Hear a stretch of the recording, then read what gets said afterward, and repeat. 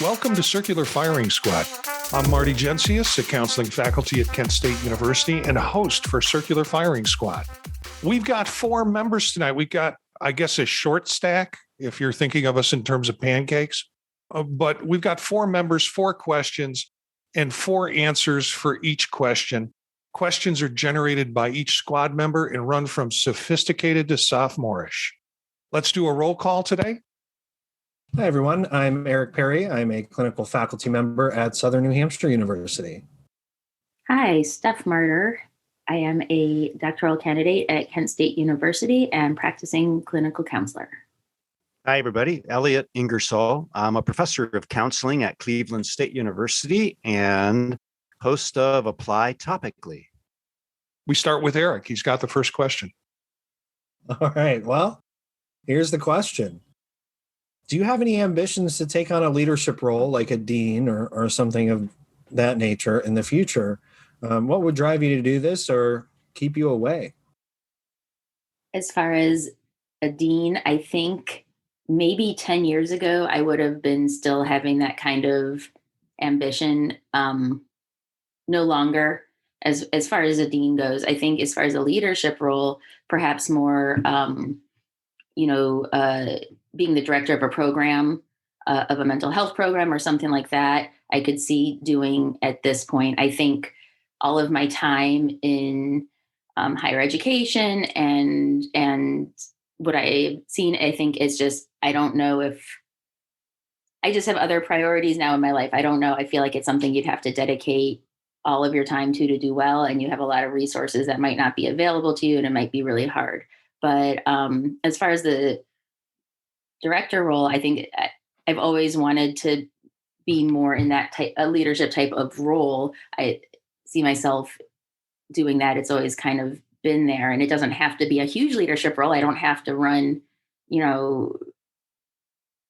thousands of people or be in top of a big organization, but, a good program or something that has some value to it that I could maybe add to. That's something I'd like to do, and that would drive me to do it. Just maybe thinking that I could add something and bring something to it that could be beneficial. Yeah, I like your answer, Steph, because I did a chair role for 10 years. I've been a program coordinator for 20 years. Everything beyond that looks really dark to me and soul sucking. I'm sorry, I didn't mean to get heavy, but at least with a chair, your job is to find out what excites your faculty, help them do it, and protect them from extraneous work. At the dean level, I mean, it's really so much about fundraising, and that's stuff that I have never been good at playing a role and like asking people for money when I'm pretending to not ask them for money. It just sounds like a nightmare to me. But yeah, I think it's just temperamentally where I can see myself fitting. The chair was about as far into a hierarchy as I would go. Yeah, I hope we have not a group of that lacks ambition, but I'm going to be in that group that lacks ambition. I'll tell you, I came from a counseling history of working in an agency where we had a director and there were 5 of us that were practicing counselors, and we were working in addictions, and it was chemical addictions, not, well, I guess alcohol is a chemical addiction, but at that time they separated drugs and alcohol. Well, the county decided to merge both of us into one agency, and all other 5 left. So I was the remaining person. So I became de facto program director for that. And it was probably one of the most miserable times of my life. I wound up hiring 2 counselors. I wound up firing 2 counselors, one because of ethical concerns and the other because of relapse. And I just do not like all of the personnel stuff that you have to do generally in positions of leadership.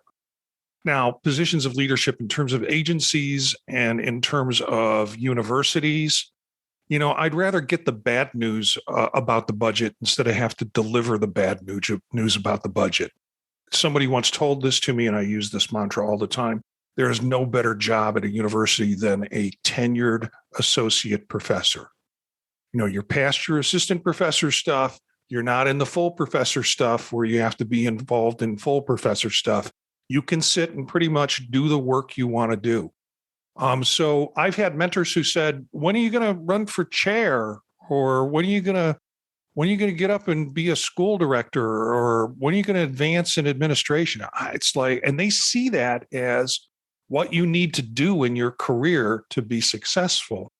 And they come from an antiquated way of thinking not antiquated, but an old traditional way of thinking about academic careers. But for me, I don't think I would be voted into that position, but I would not go there. I'd rather have complete control over my work environment and what I can do and when I can do it, and not have to deal with the administrative, the hiring, and the budget stuff that has to happen. And then all those damn thank yous. Thank you, like Elliott said, thank you for giving us money. Thank you for doing your work. Those kind of things. I'm perfectly happy not advancing myself that way. I appreciate the responses. I think for me, what I found anecdotally among counselor educators has been, that conversation. Well, there's not many deans of us. There's not many presidents of universities. And, that always struck me. And I think I've heard this from several faculty members and friends and peers I've talked to about it. And there's a general happiness in what we do that I think keeps folks settled. I mean, sure, a chair, you're still teaching, you have some role in the program, you have that mentorship and leadership responsibility, some administrative duties, but you're not completely separate. And sometimes a dean role feels completely separate from what it is you train to do and train to be. And I think that's what might pull people away from it. They don't have that interest, I guess, in getting away. And there's exceptions to that, of course.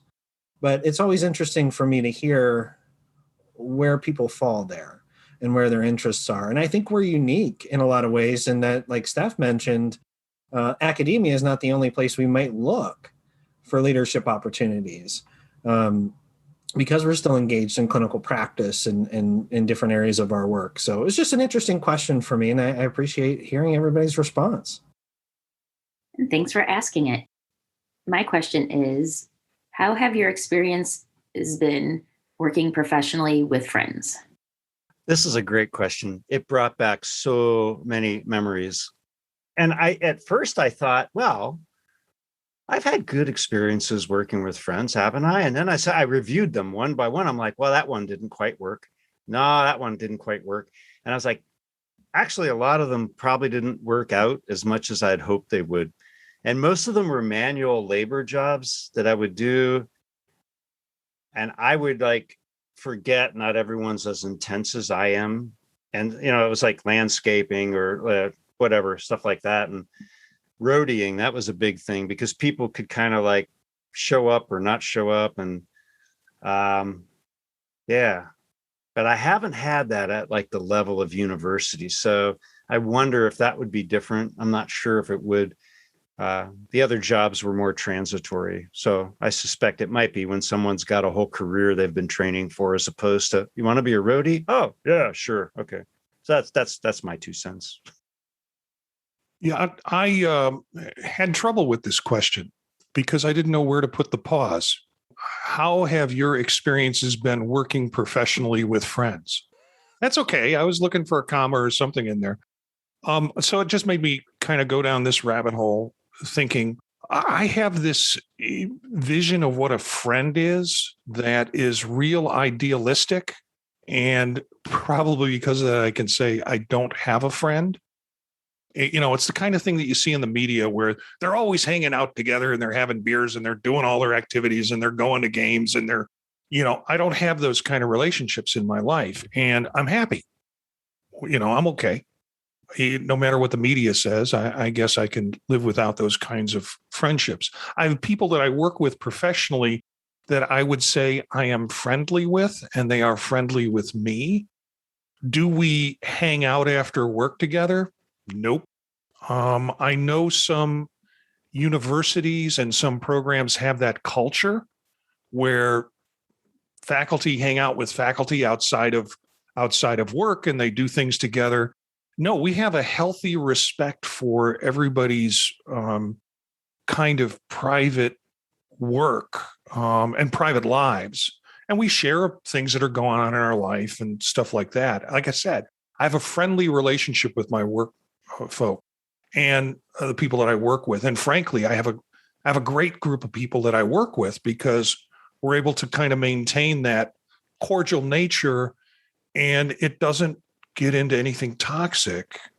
And there doesn't seem to be toxic things to get into. So the question about my experience has been working professionally with friends. I am working professionally with people that are friendly to me and that I'm friendly to. But my definition of what a friend is a little bit too idealistic to fit anybody. Ouch. First. All right. So I might be on the other end of the spectrum from Marty. I just think damn near everybody's my friend.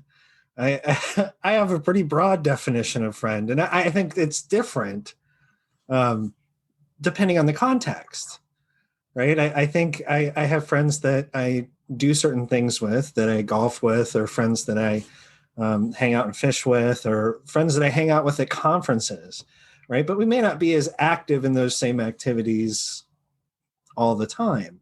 I think for me, working professionally, it's been interesting. I've been in a few contexts where I've hired people that I would consider friends, and that's worked out or not. I think sometimes it can blur, what those professional experiences might look like. And you tend to, at least I'll speak for myself, I had a tendency to translate those things. Great friend, possibly not a great worker, right? It should have been my thought. So I've had a couple experiences, I think, that I learned the hard way, that those things don't always translate. But for the most part, I think I've found a lot of friends at work and in work settings, particularly as a counselor educator, because there's so many similarities in the things that drive us, that we're passionate about, so I think those things have really helped fuel those relationships, which can sometimes get complicated in projects and tasks. But I think for the most part, when I've found friendships and people that I've been able to align with in professional settings, it's because we had those work similarities too, because that's where things started. So those have always been more successful than bringing friends into a work or a professional situation for me. And I've got to say, Eric, when we get together, you're as close to a friend as I'm going to get in the moment. Okay, that's how I'm living the life. I've given up. Us going down to, what is that thing they call on Friends? The perk. What is it? Central Perk. And sitting around and we do. When we are at conferences, we do that kind of stuff together. But yeah, my deep inner secrets, we haven't gotten there yet. And I haven't really gotten there with everybody. So I only shed a few tears. I only turned my camera off for a minute. Yeah. Yeah, me too. Crocodile tears. All right, I guess I'll answer, but I kind of feel like that just tied it all up. Anyway, my answer is no longer needed with this, but no, I think it's been a lot of up and down. I think, or at least, sometimes it works out really well. I think I'm thinking about more in the counseling profession, not maybe past jobs where it's like, ooh, cool, let's go work at the Levi's outlet together and, for the summer.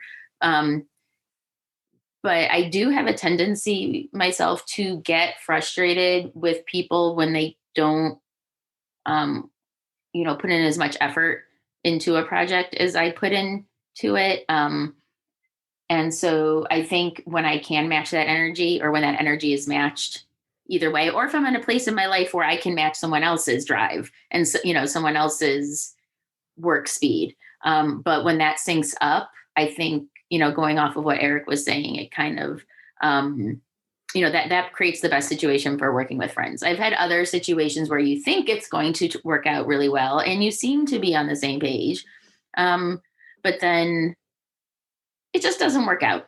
It's just, for whatever else going on. But, I think what I've learned getting older and having more and more experiences where you kind of are like, should I? Well, it'll be okay. And then, it maybe not so okay. But with that you kind of have to take a step back to and not put the value of your friendship or not have that all wrapped up in the outcome of whatever it is you're working on together. I think that makes it all okay, whether it's going to end up in a positive way or a negative way, but as far as the task that you're working on together, but you can keep your friendship if you are able to kind of separate those things and, kind of go into it, just expecting it to blow up. Expect it to blow up and then it'll be okay. That's actually really good advice. So just a quick tag story. When I was doing undergrad, I had two friends, Pete and Jerry, and they worked at McDonald's, and they really wanted me and my buddy John to go work at McDonald's. And they're like, oh yeah, just apply and you can put our names down. And nothing ever happened. And I synchronistically, a couple of years later, I met the person who was their manager at McDonald's. And she's like, oh yeah, we never hired anyone Pete or Jerry recommended because, anyone they hung out with was why they were always late for work. I was like, well, that kind of made sense to me. So, hey, my question is, should federal laws change allowing work with psychedelics, and I mean counseling, psychotherapy work? And would that type of counseling interest you? Why or why not? And that goes to me to answer, I think, first. Yes, is the answer to that question. I know Elliott has a group of people together that did a counseling Delphi about this topic. And frankly, I did not know much about it before I sat and listened to that counseling Delphi, and y'all convinced me. I mean, my heart tells me this is the right thing to do, to be able to use whatever tools we have available. And this seems like a very interesting and very revealing potential tool for people. Now, I also think that we should change a lot of our laws around decriminalizing some of the stuff. But that comes from my own experience and my background and my beliefs about that. But it also has the potential to be a very useful tool, I think, when working with folks. And if you don't, listen to the counseling Delphi that Elliott chaired in terms of that discussion. Yeah, I have a real issue with this demonizing of things just because of historical contexts, right? And you mentioned things like psychedelics, and it provokes this response. And we've come leaps and bounds with this in terms of THC and the medicinal uses of that. And I think in a lot of ways, we have to start working on the image and perception of drugs in particular. We look at them in these historical contexts, right? That they're bad, evil, terrible, and they can have consequences, but yeah, so can a statin if you take 10. I think there's reasonable approaches to researching and taking a look at things that don't fit the categorical pharmaceutical norm. And I think we have a tendency to stay away from that or become concerned with that because of these labels and historical contexts that we've applied. But there's also a lot of research that supports the use of these things, although it may be a bit old. I'm in favor of looking at whatever we think is going to be helpful, rather than making determinations just based on what popular culture believes. And, I believe that around a lot of topics, but I think a lot about like furry culture, gamer culture, all these different subcultures that have this underpinning that's determined by the cultural populace as bad, poor, unhealthy, non-normative, but can also have these great positive effects on the social element of the human experience. So I have a big issue with us making any determinations kind of based on cultural norms, which I think is where the pushback comes from. Right. This isn't just about, implied danger. And, we do that all the time. There's pharmaceuticals that come out all the time that are highly dangerous. And we know the risks associated with psychedelics better than we do some of the pharmaceuticals that come out. So it's a one-sided argument for me. Agreed. I don't really see this class of drugs as any different than any class that's already been approved for use and to be prescribed. I think if it's done in that therapeutic way, again, it's just another tool that can be available to people where maybe they didn't get the kind of relief that they were looking for, despite all of their work from other options beforehand. And so, I think that, the laws should change, and this type of counseling would interest me.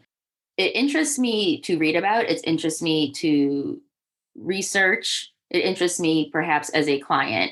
It wouldn't interest me as a clinician, only because there's a reason why I didn't go to med school, don't want to become a psychiatrist. For me, I think I'm okay working with people who are going through these kinds of treatments, and I support that, whatever they decide to do, but I wouldn't want to be in charge necessarily, at least at this point. Maybe after a lot of training, but I'm not sure if that's just something that I would get at this point. But it's very interesting, and I think there's a lot of benefit out there for people, and I hope it continues, the research on that. No, those are really very interesting answers to me, because I've gone, totally around the spectrum on this a couple of different ways, from being somewhat libertarian and reckless to recognizing that's the quickest way for this stuff to get shut down. I look at what the late 20th century and the things like with Tim Leary promoting is very bad. So I'm in favor of changing the laws, but I'm also in favor of keeping it within a medical setting. So it's like, it has to be prescribed by a doctor or a psychiatrist, but then people like us could be trained to do the actual therapy with the person while they're on the substance. I think that it holds great hope.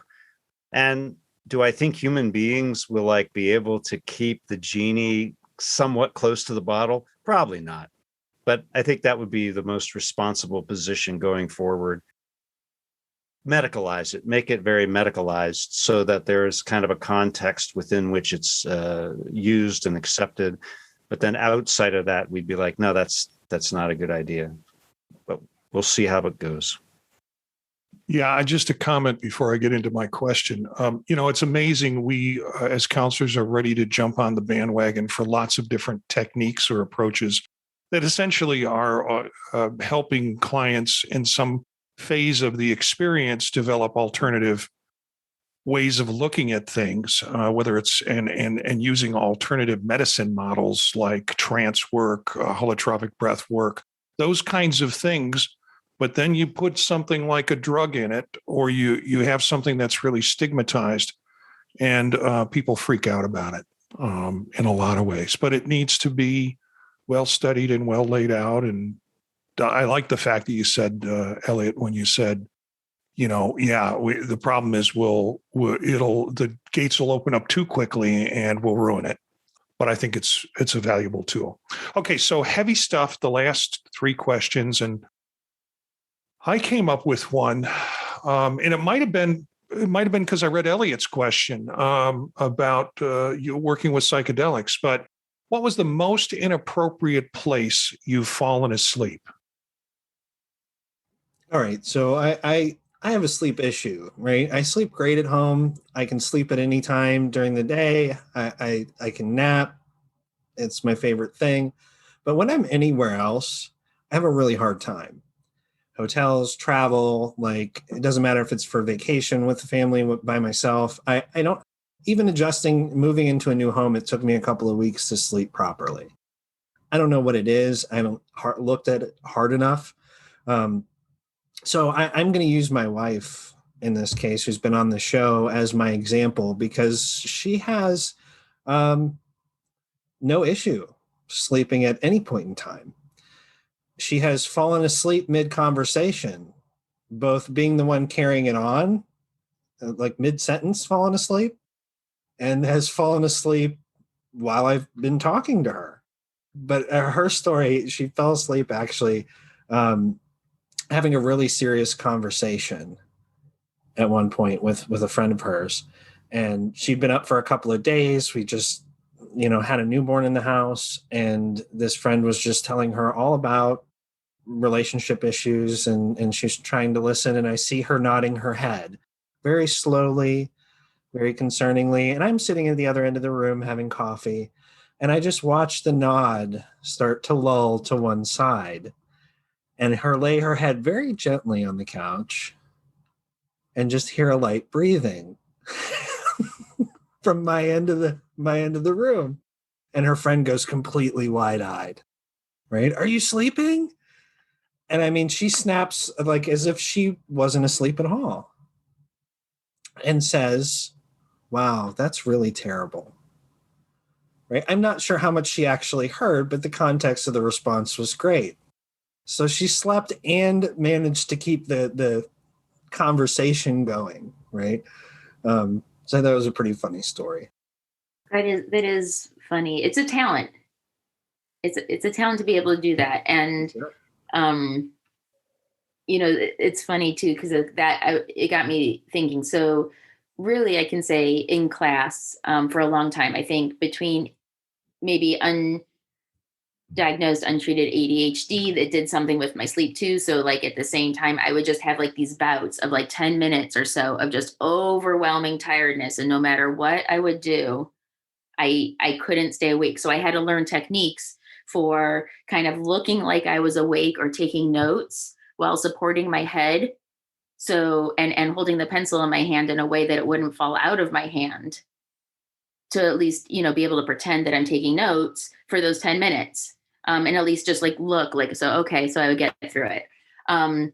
But one time, it's easier to do that in a big class, in a large class, when you're having, just classes of students of like 60 at a time. Okay. But when you have 15 students and it was this 8 a.m. class, and it was the only time I ever had to take this class. It was a required course. It's the only time it's offered. I had to do it because just my brain doesn't work at that time in the morning. But going to that class, I fell asleep despite all my best efforts. And it might not have been overall the most inappropriate place I've fallen asleep, but it was definitely the most inappropriate place as far as me waking up from having fallen asleep. Because like when I did, I guess I was sleeping to a place where I moved the chair and it made like a really loud noise. And I was like in the front row of just 15 students. And it startled me. And then I startled myself awake, having moved the chair after falling asleep. That's my story. These are great answers. Very involved. I appreciate mine's much less complex. Back in my mid-20s, I fell asleep on a ladder. It was one of those morning after the night before, and I was working painting, and I kind of laced my arms through, and and the guy who was working above me threw a brush at my head. Wake up! Oh, okay, I'm awake. It was like, but I think I might top that record now that I have my COVID Van Winkle syndrome going here. So as I tend to be falling asleep just whenever the body seems to need it. So that could get interesting, but I'm trying to time my day so that it doesn't interfere with my students getting their education. I was looking for a question. I was kind of brain dead today trying to find a question to send out to all of you. And I found this question, not because of the answer I'm about to give, but because I felt it was an interesting question. Now, some of us might have said in class. I think, many of us have fallen asleep in class, maybe not. Some of us might have even said, I would have maybe said while teaching, watching Albert Ellis in the Gloria tapes, man, that sitting in the back of the room, that knocks you out. That happened to me. I was assessed for sleep apnea around that time, and I started to figure out what was going on with me at that point. Some of us has maybe taken a nap at work, closed the door and just decided to take a nap. But I think I've got you all beaten. My most inappropriate place was while collecting data for my dissertation. My dissertation was on bedtime rituals and watching parents put their kids to sleep. And so I was invited into homes, and I did 48 observations in 60 days because I was trying to get my dissertation done, and I was able to schedule them in. And so near the end of that, I was in a family's house, and I don't know where the father went. I just remember the mom going into the bedroom with the kids, and I wasn't going to go in with them. The lights were going to be out, and they were going to talk and cuddle. And I said, I'll just sit outside the door with the door cracked, listening in on the conversation and taking notes so I don't disturb that process. Well, I was standing, and that lasted for about 5 minutes. And you have no idea how long it's going to take when they do something like that. So then I kind of sat down on the ground and put my back against the wall, carpeted floor. And then it was like, I can't keep my head up. So I'm going to lay down flat on the ground and, put my head near the crack in the door so I can listen to it. And you lay my, write notes, but lay my head on my hand. The next thing I remember is like moisture on my hand. I had fallen asleep and mouth breathed enough where I had drooled onto my hand, and that's what woke me up. Luckily, they were still in the room talking, and that kind of shocked me out of awareness. And that's my most inappropriate place that I've fallen asleep, collecting data for my dissertation. So that's it for the questions for tonight. We've got a final shot question actually supplied by Elliott. Why did the Howells carry so much luggage on a 3-hour tour? It's a really simple answer, actually. They were penniless, and this was a form of tax evasion, and they actually sabotaged the ship. So they were prepared for this the entire time. You just can't be seen in the same outfit twice. I don't know. That's not so creative, but there. Twice an hour. Yeah. Oh, fair enough. That's fair enough. Both great answers. I thought maybe Natalie Schaefer and what was the guy's name? Jim Backus. They were time travelers from the future, come to warn us about the horrific outcome of electing Ronald Reagan to the office of president in 1980 and how they would become the standard bearers, people who had wealth in a place that meant nothing, but they were still attached to it. They were trying to teach us, and we failed the lesson miserably. How come when Elliott has these really deep answers, I got nothing on this one, folks? I kind of thought they were in on it, and they said, I actually thought exactly what Eric said. That was going to be my answer. And then he gave my answer, but really I got nothing on this. But Elliott apparently has some large conspiratory fantasy network going on about this. Art Bell type stuff. Yeah, that's correct. For those of you old enough to remember Art Bell. Love Art Bell. So thanks to the squad, Elliott, Stephanie, and Eric. It's a short stack. We're missing Gina and Jen this week, but look for some of these characters on their podcasts on thepodtalk.net.